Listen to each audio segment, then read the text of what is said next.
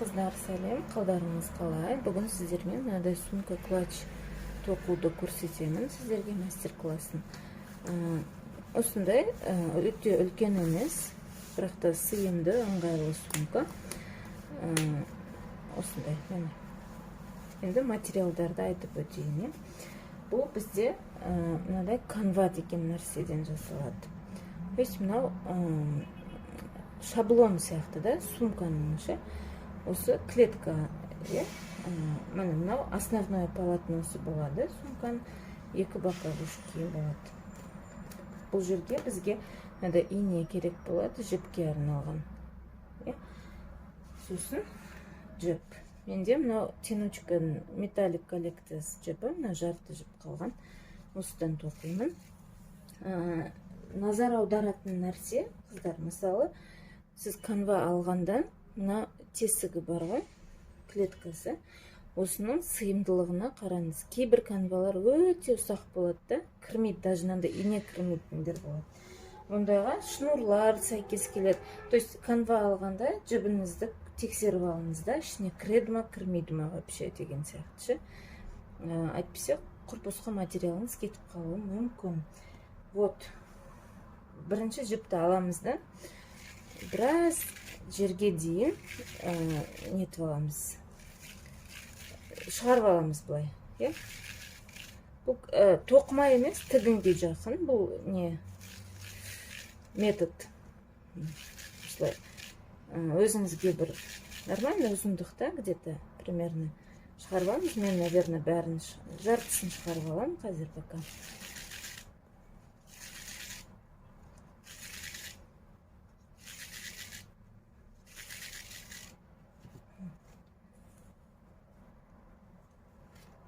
Енді қараңыз, мынаны инеге кіргіземіз. Осылай. Мынаның несін, размерін айтып өтейін, қыздар. Мына жерде бізде 61 клетка. 36 где-то сантиметр болады. Мына жағы 18 сантиметр, 31 клетка. Хорошо. Қараңыз. Ең бірінші, мына тігінен ұстайсыз да. Артқы жағынан кіргіземіз. Санаңыз, қараңыз. 1, клетка. 2, 3, 4, 5, 6, 7. Жетіншісінен емес, алтыншысынан кіргізесіз. Ішінен, шешіп алған жеріңізге дейін, мынаны асықпай, спокойно тарта беріңіз жіпті ше.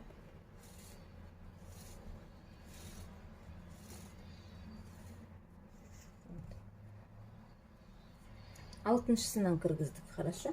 Мынау бізде, мысалы, бір квадрат 7-де 7, да? 7 клетка, 7 клетка, шаршы ғой. Сол үшін, осы әдісті көрсетемін сіздерге қазір. Міне, алтыншысына кіргіздік, и қараңыз.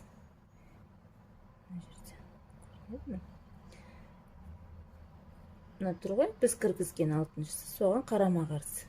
Төмен қарай, мына жерден кіргізесіз.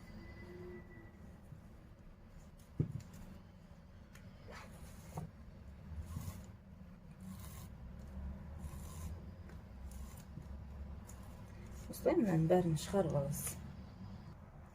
Мына қыздар полностью тарттым. Көрдіңіз ғой, То есть мен 6-шы клетка и астынан 7-ге пока тиіспейміз. Қараңыз, астындағы мына жіп, мысалы, маған мешать етіп тұр. Сол үшін бұны пока тастай саламын.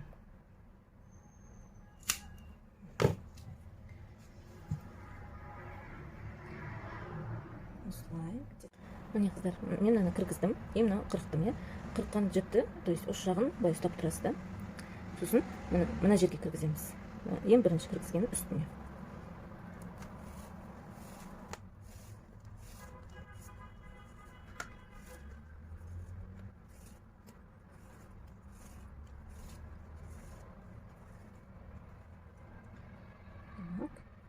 Оң жағы, бері қарай оң жағы шығуын қараңыздар. Жіптің мына жағында оң шығу керек. Хорошо. И келесі міне мынаған. астыңғын кіргіздік и соның жанынан.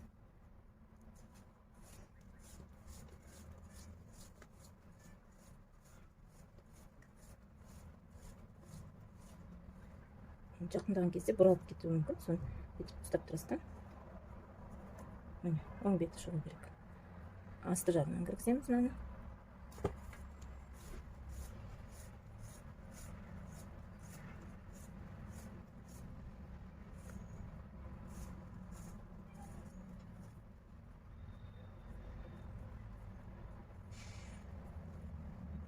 Келесі, ойбай.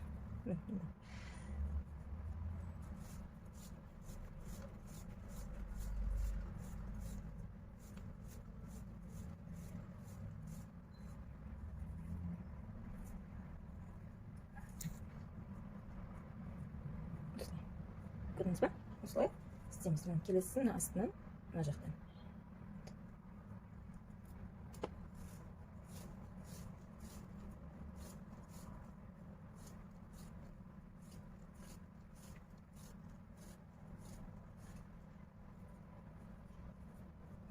Мына ұшы астындағы, ішінде қалу керек. Міне.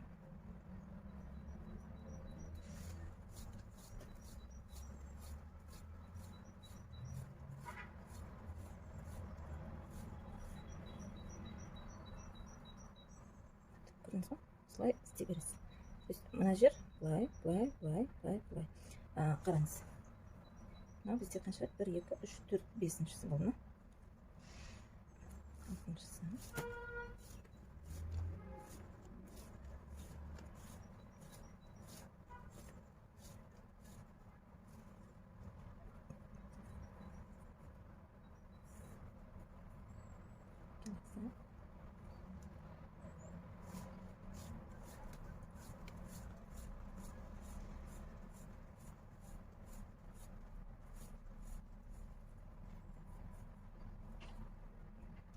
Именно ең соңғы, ең бұрышы, иә? Көрін.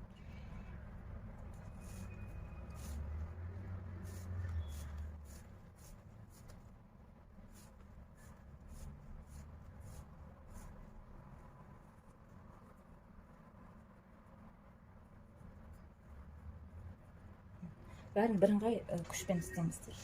Бір жері бос, бір жері қысатын болып қалмасын. Ең бұрышын істедік, иә? Келесі мынаған кіргіземіз, обычно. Ой.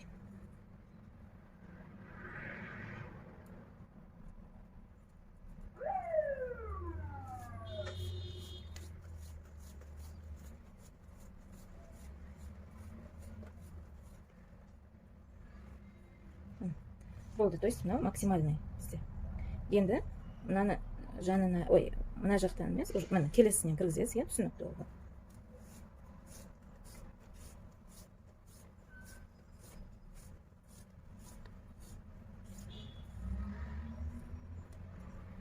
Келесісін мына жақтан емес, үстінен істейміз.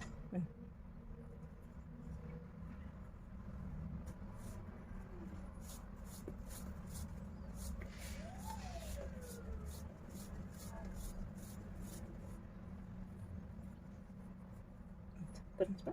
Осылай жинала береді. То есть қазір мына жақтан істейсіз, мына жақтан істейсіз, астынан, үстінен. Мына жақтан істейсіз, мына жақтан істейсіз. Түсінікті ғой? Осылай мына бірінші квадратты жинаймыз қазір. Міне қыздар, менде бірінші квадрат дайын. То есть 7 клетка. И мына жағы былай. Міне бірінші квадратты аяқтадым. Қарама-қарсы жағынан былай көрінеді. Енді біз келесі квадратты тоқимыз. Ол үшін мына нелер бар ғой, қатар саны, соны 6-шысы тұр ғой, бағана кіргізіп қойғанымыз, иә? Мына 7-шісі, мына 6-шысы. Көрінді ғой, иә? То есть біз мынадан істесек, мына жер дәу тесік болып қалады да, қайтадан осыған кіргіземіз. Қараңыз.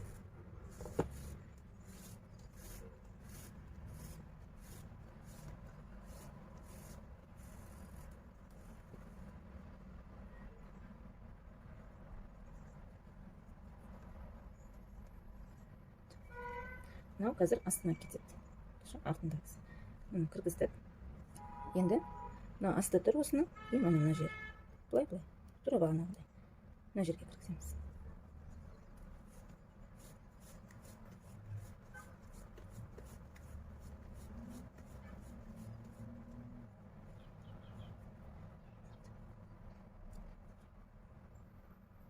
келесі мынаны енді астына қалдырасыз да, міне келесісіне кіргізесіз үстіңгі жағына.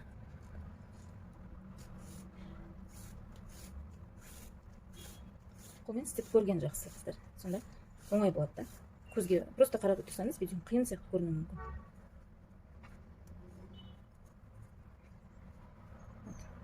Кіргіздік, енді мына жағына тура бағанағыдай. Қыздар, мына бірінші қатар болып, мына екеуінің ортасы саналады ғой. Мынаның жетінші қатары, мынаның бірінші қатары мынау, иә? Себебі осыған кіргізіп жатырмыз. Қараңыз, 1, осыдан санап ше, 1, 2, 3, 4, 5, 6, 7. То есть мына бұрышына максимальный келдіңіз ғой. Содан кейін уже былай жоғары қарай тіге бересіз. Былай қарай жүрмейсіз да. Иә? Мына ең соңғы жетіншісі, енді соны үстіне кіргіземін. Бұл квадрат жинала береді да. Осылай мына жерге дейін. Екінші квадрат бітті бізде, иә? Енді үшіншісін жасаймыз. Тағы да көрсетейін, иә, бір рет бағанағыдай. Мына қатарды санаймыз. 1, 2, 3, 4, 5, 6, 7. Алтыншысына кіргіземіз инені артқы жағынан. Алтыншысы.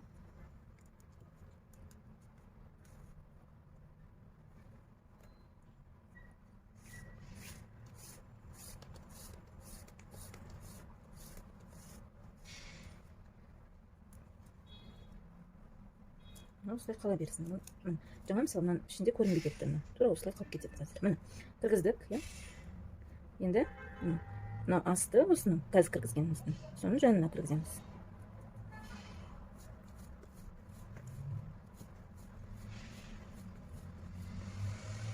Істейтін кезде былай оң қарата саламыз. Вот. Енді мына астында тұр ғой жаңа. Соны бүйтіп қарайсыз. Алыста кішкене келесісіне кіргізесіз, үстіңгі жағына уже.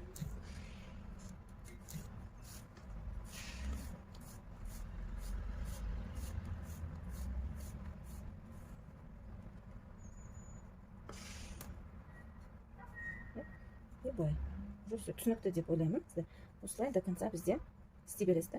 Біз 1, 2, 3, 4, 5. 5 мынандай квадрат шығу керек. Ең соңына дейін. Осылай осы методпен, әдіспен тоқып шығыңызды. Қыздар, міне біздің бірінші қатарымыз бітті. Енді келесі қатарда узорды былай кері бағытта жасаймыз. Мына былай болды ғой. Бізде келесісі мынандай болады. Ол үшін санаймыз. Қараңыз, мынаны бірінші қатар деп санай беріңіз. 1, 2, 3, 4, 5, 6, 7, иә? Біз алтыншысына кіргіземіз артынан. Міне. Алтыншы клеткаға кіргіздік.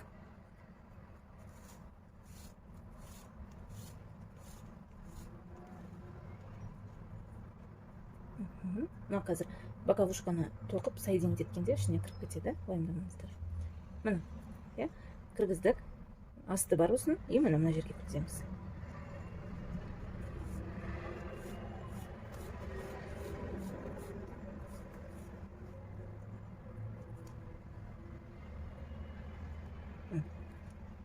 Келесін, даже боковушка емес, ішіне кіргізіп жіберсек те болады. Мына жағы көрініп қалатын сияқты. Сыртынан істей беріңіз. Міне, келесі төбесіне кіргіземіз. Көрініп тұр ғой,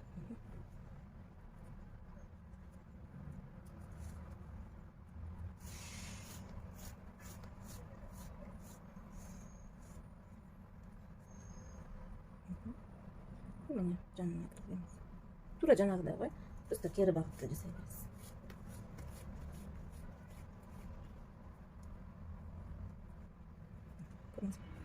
То есть бұл жерде қазір осылай жасаймыз да. Мынаған келеді ғой, жетінші. Сол өзі мына жерге келеді. Мына қатармен, мына қатардың түйіскен жері. Осыған кейін соң ары қарай жоғары жаққа тіге бересіз. Мына жерге дейін. Қараңыз, біз алтыншысын істедік та. Енді жетіншісін мына қатарға істейміз. Тігіліп қойған болса да, мына қатар мына жер сияқты ғой, ашық болып қалмау керек, қатты ашық болып қалмау керек арасы. Сол үшін мына жетіншісін мына жаққа істейміз.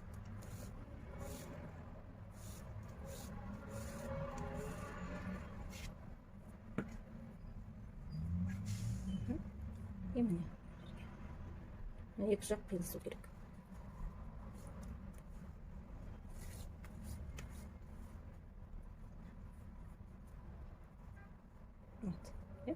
Енді ары қарай мына қатармен жоғары қарай істейміз. Бірінші квадраты бітті. Екінші қатардың енді мына қатардың ең соңғы емес, алтыншысына кіргіземіз тіпті. Енені арт жағынан, алтыншысына.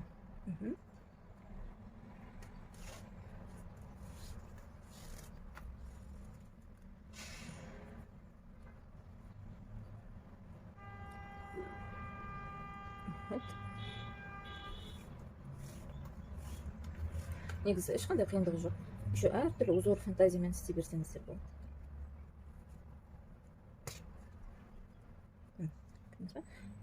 Арттағы мына жіпті ішіне жасырып жібересіз.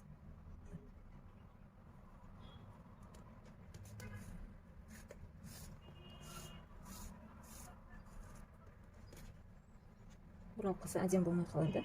Сол үшін түзулеп отырамыз. Ары қарай тура бағанағыдай бай істей бересіз. Тағы бір рет көрсетейін, иә. Мына ең соңғы емес, предпоследний клеткаға кіргіземіз артынан. Вот.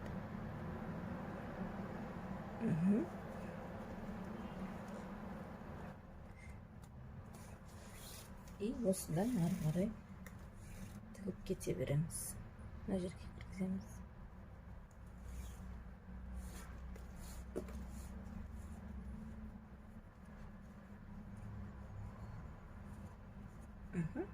Все, ары қарай мынасын артындағыны ішіне кіргізіп жібересіз. Вот.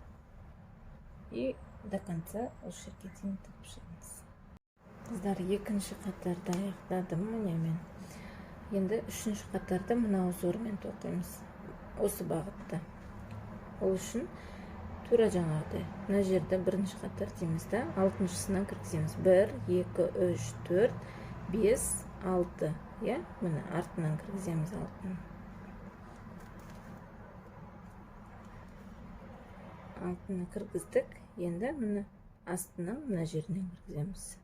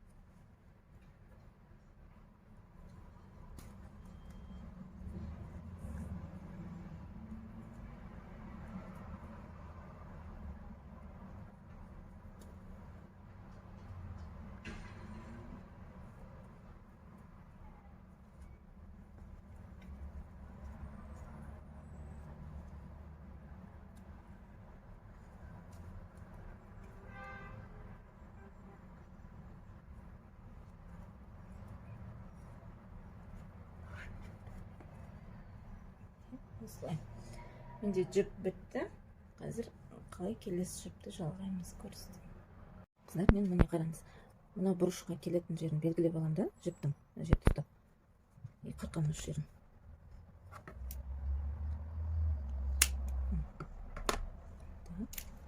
Мен келесі жіпті аламын, ұзын жіпті. Сосын тігемін. Ашамды.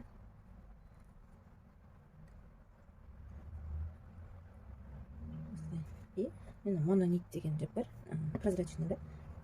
Сіздер мысалы қандай жіппен тоқыватсыздар, сондай жіппен тігуге болады. Мысалы жасыл жіппен, мына жерде. Болды, просто осылай бір-біріне кигіземін да. Былай бір айналдырып тігіп шығамын, болды. И ары қарай жалғастыра береміз.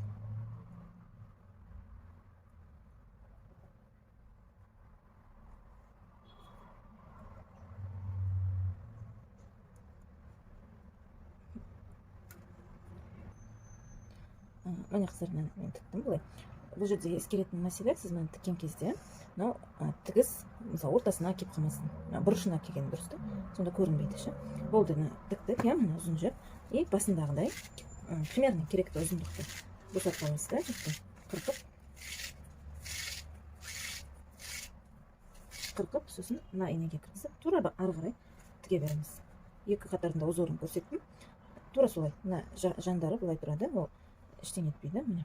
Осылай тоқып шығамыз тігіп. Мына жерде общий, мысалы 7 клеткадан есептейсіз да, сонда 3-4 ба, солай болады. Где-то 10 қатардай болу керек. Мен қазір көрсетемін, тік болған соң сіздерге. Ары қарай жалғастыра беріңіздер, тура осылай. Қыздар, міне мен основной полотноны жасап біттім. Иә, былай мен екі түсті араластырдым. Енді қараңыз, ең соңында бітті жіп.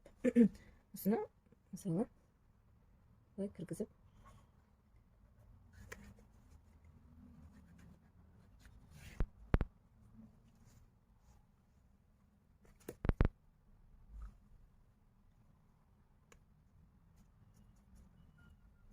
міне, иә, осылай бір рет шығарсаңыз жетеді. Сосын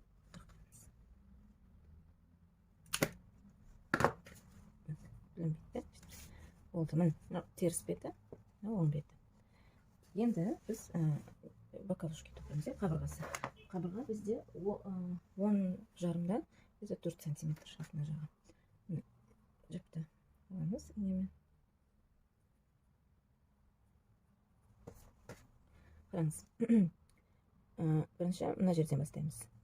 Мына екінші клеткадан.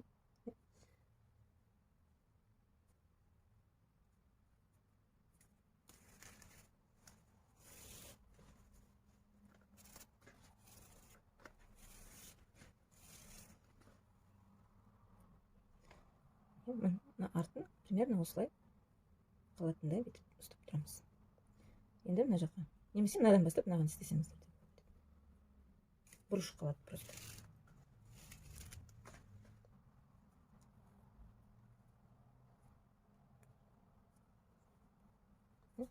Мына жіп бүйтіп артында қалу керек, астында.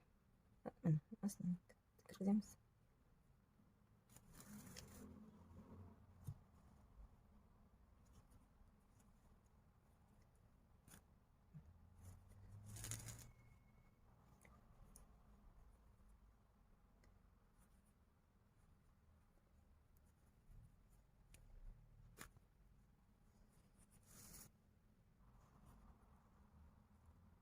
Бұлай оралып кетсе, ерінбей бүйтіп істеп шығамыз.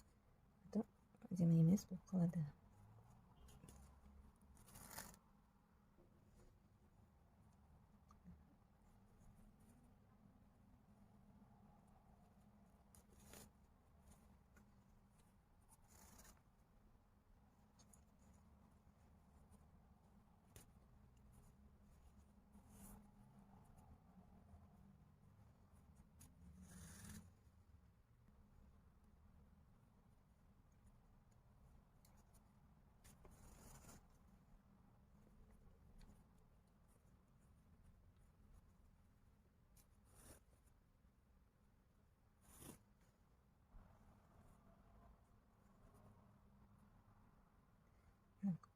Бір клетка.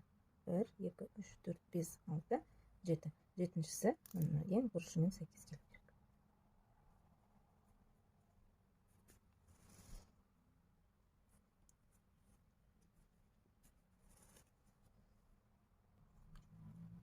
Бұрышымен бұрышы келді.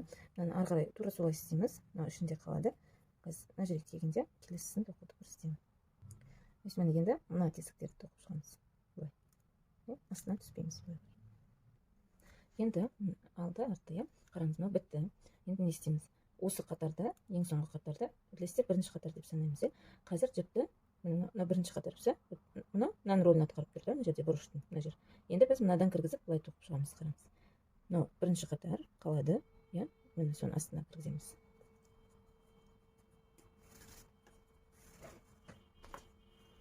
Сонда сізде арты былай болады да. И бұны қазір мынау сияқты астына кіргізіп жібереміз. Жасаған кезде ше. Мынаған кіргіздік, енді мына бұрыш мына жерге кіргіземіз, соответственно. Вот. Екіншісіне.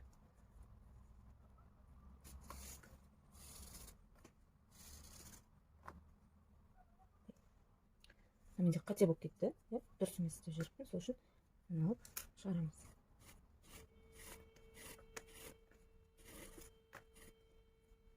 Мына жақтан алдынан кіргізу керек, мен артынан кіргізіп жүріппін.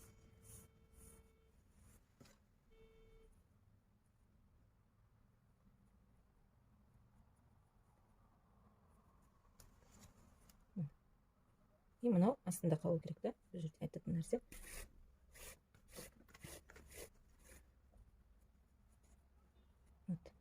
Енді мына астына кіргіземіз.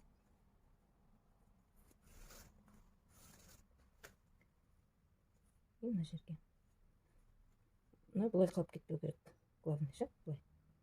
Астында қалады, да? Түсіндіңіз ба?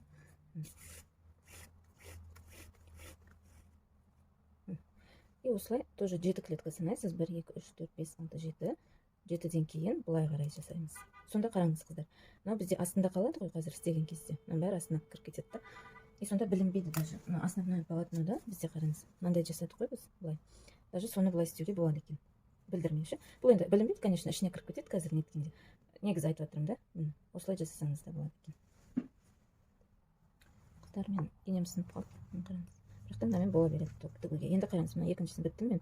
Мына ең соңы бізде 6 клеткада. 1, 2, 3, 4, 5, 6. Қалай қалды, солай тіге береміз ары қарай. Міне, бірінші мынадан кіргіземіз.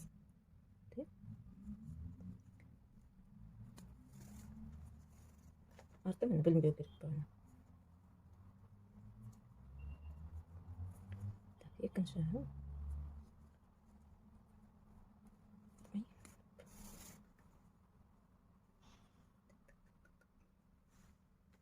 Артынан кіргізіп жердің. Алдынан кіргізу керек. Қателесіп кеткен.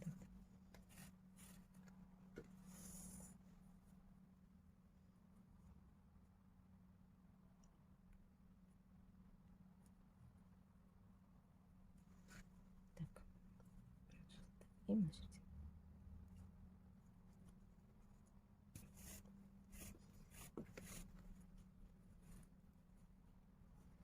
Осылай қалғанын тігіп шығамыз. Мына астында қалсын. Так, міне қыздар, бітті. Енді мына жіпті қырқамыз, иә. Мына жер енді ыңғайсыз болады, маған ене сынып қалды.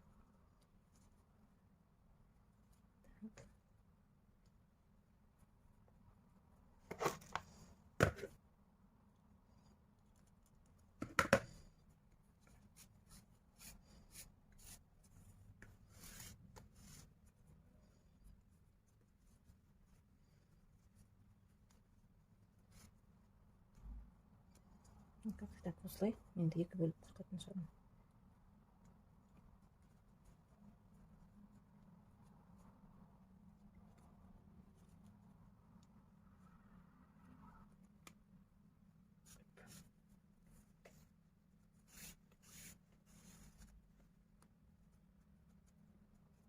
Давайте все.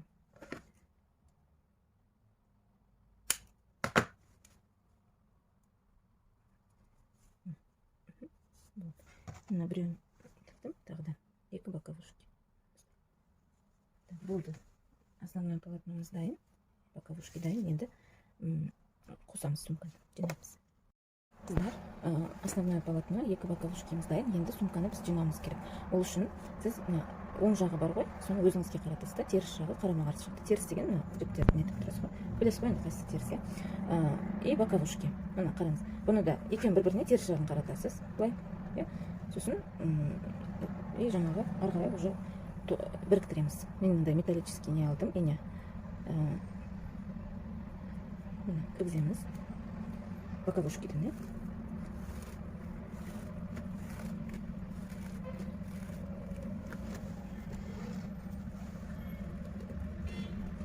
Енесін қалдырайық, ішінде. Сосын мынадан кіргіземіз. Мынадан тағы да бір рет.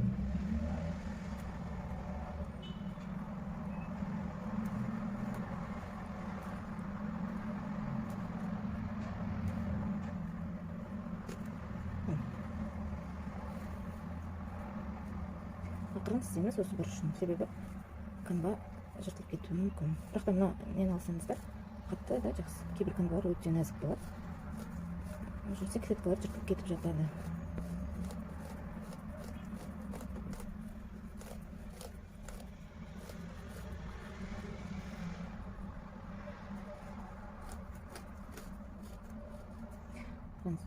Бұрышын мына жіппен бүйтіп жабуымыз керек, та, чтобы аккуратно көріну үшін былай істейміз да и тартамыз.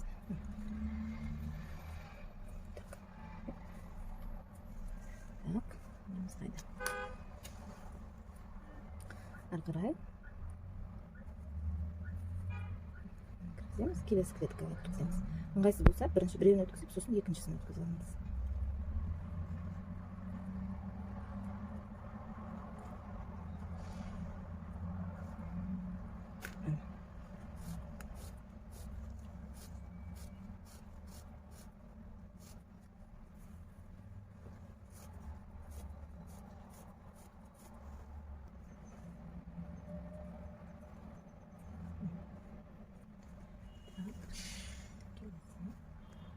үшінші клеткаға кіргіздік. Мына ұзын жіп бар ғой, соны инені соның астынан істейсіз. Келесі клетканың үшінші.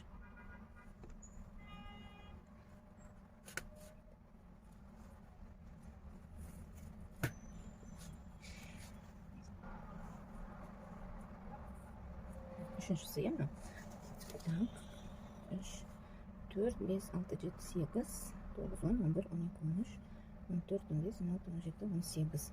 Мына жерге дейін 18 осылай істеп шығыңыз. Мынандай соединить етіп. Просто аласыз, бір-біріне біріктіре бересіз. Қабырғаның бір қатарын соединить етті. Енді еш нәрсе өзгертпейміз. Былай майыстырамыз да, тура бағанағыдай. Мына жерді істедік. Енді келесі мына жер. Еш жерде еш нәрсе қоспаймыз, алмаймыз.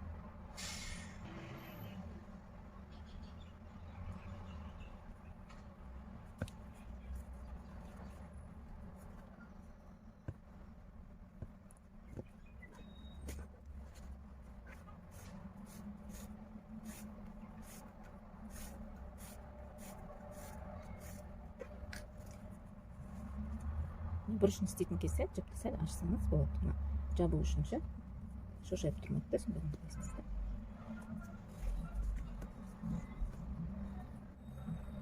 Көрдіңіз ба? Бұрышы көрінбей кетеді да, сонда. Ары қарай мына тура ары қарай істей береміз. Тап бағанағыдай, былай қарай. Енді қыздармен бұрышқа келдік. Ары қарай мына клапан болады ғой, мына бізде. Осыны істейміз. То есть қараңыз, кіргіземіз. Көрінбей.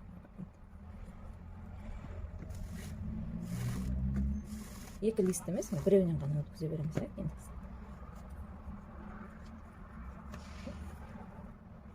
Мына жіптер ішінде қалады.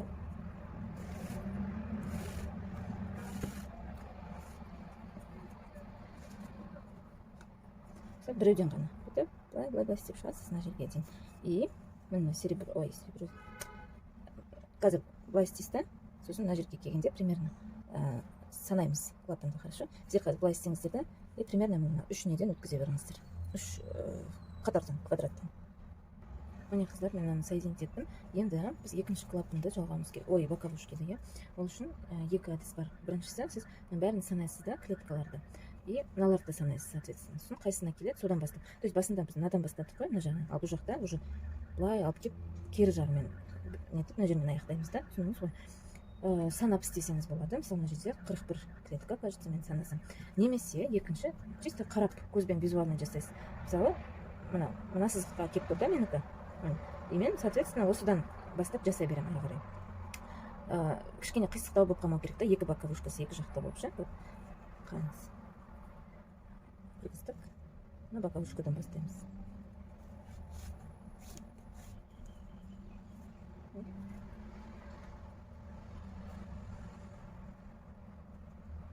Былай кіргіздік қой біз. Енді осыны жабу үшін мына кіргізген тесікке тағы бір рет кіргіземіз. Келесі емес, то есть осыған кіргізіп, қайтадан бір қайталаймыз да.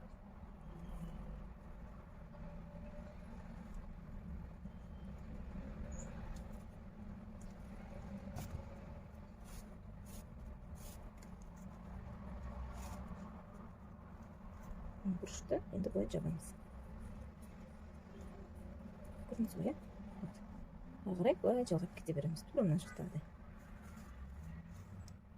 Так, қыздар, міне. Былай мен жасап шықтым.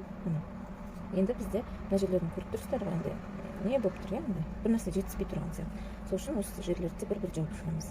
Қараңыз, ең соңғысы мені бітті. Мен бұрышын обязательно бүйтіп жіппен жақсылап жабыңыздар. Себебі енді шошайып жаман болып тұрмасын. Қараңыз, кіргіздік, ең бұрышына жаңа істеп, соған тағы бір рет кіргіземіз жіпті.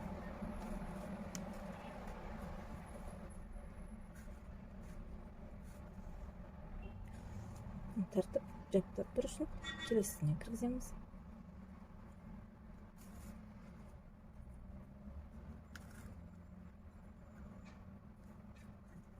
Просто осылай. Былай істейміз. Сосын мына жерді істейміз, мына жақта кейін бөлек жіппен істейміз. Так, мына қыздар, ең соңғы бұрышы қалды менде. Жібім де тура бітті.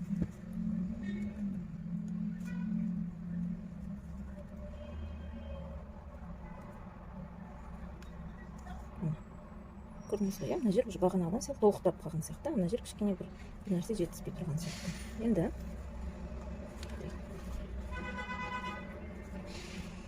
мына жібімізді жасырып жібереміз. Былай мына ішіне кіргізсек болады.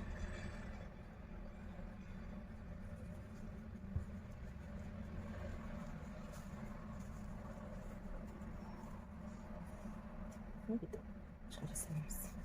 Қазір енді басқа жіп, кішкентай жіп бар, соны аламын да, и мына жерді тура кіргіземіз. Былай бір айналдырып шығара саламыз. Мынаны да жасыра салыңыздар. Любой жеріне, мына жеріне кіргізіп жібересіздер, ішіне болады. Все, сонымен біз магнит тігеміз. Магнитовый замок көреміз қазір. Қыздар, енді сумканы біттік, міне артық жіптерін бәрін алдық. Енді мен магнит тігетін болдым сумканы. Менде мынандай пришивной магнит. Осындай. Мына жұқа бетін клапанға, қалың бетін сумканың өзіне жабыстырамыз. Жабыстырғанда тігеміз бұны, бұл пришивной. Мен мынандай мононит деген жіппен тігем, прозрачный бұл. Қарапайым инеге кіргіземіз жіпті. И мына 4 жерінен тігіп шығамыз. Тесіктері тұр ғой, соны бүйтіп айналдырып ше. Сосын мына жағына сәйкес келгенше былайынан тігіп шығасыз. Просто осылай. И екіншісі тоже тура солай тігеміз. Сонымен сумка бітті енді. Осылай тігіп шығамыз қазір. Қыздар, міне біздің сумкамыз толық дайын болды. Магнит тіктім мен, қараңыз. Екі жеріне. Бір-екі айналдырып тігіп шығасыз. Болды. Енді мына сумкаға подклад тікпейміз. Себебі ішінің бәрі былай идеально жасалған ғой. Сол үшін мен подкладқа тікпеймін. Енді цепочкаға цеп тағуды көрсетейін. Бірінші жолы бір-біріне кигізесіз. Просто клапанға кигізе саласыз. Бұның өте ыңғайсыз жағы, мысалы асылып тұрасыз ғой, и сумканы ашып қалғанда сумка құлап кетуі мүмкін да. Өзіңіз қарайсыз енді. Немесе ұзындығын өзіңіз регулировать етіп аласыз ғой. Мынаны былай істеп екі еселеуге болады. Екі қабаттауға. Сонда бұл жерде қысқа сумка болады. Так.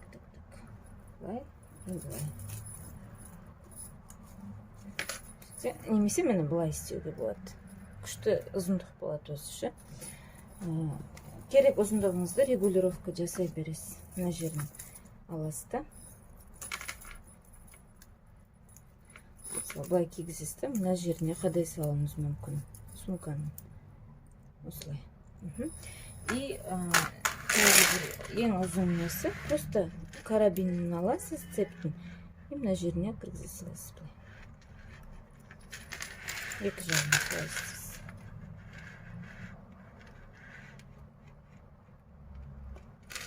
Ең ұзын длина болады.